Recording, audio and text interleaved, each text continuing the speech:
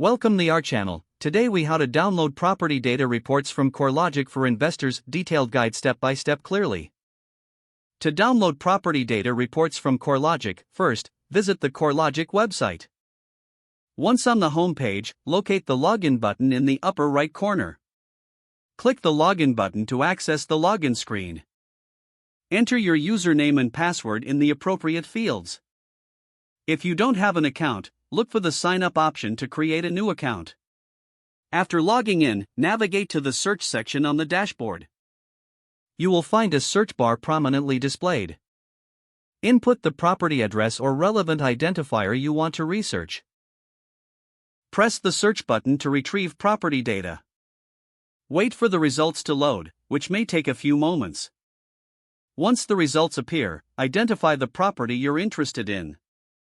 Click on the property's details to access its report options. In the report section, select the type of report you need. Options may include valuations, market trends, or neighborhood analysis. After making your selection, review any additional information prompts. Confirm your report choice by clicking the download button. Depending on the report size, it may take a moment to generate.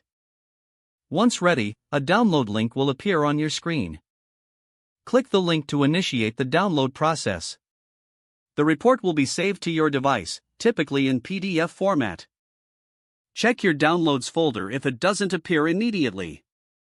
Open the downloaded report to verify the information provided. You can now utilize the property data report for your investment decisions. Repeat this process for any additional properties you wish to research. Ensure you keep your CoreLogic login information secure for future access.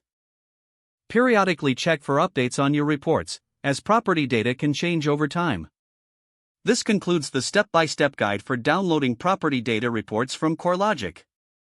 If the page does not load, refresh the browser or try again in a private or incognito window.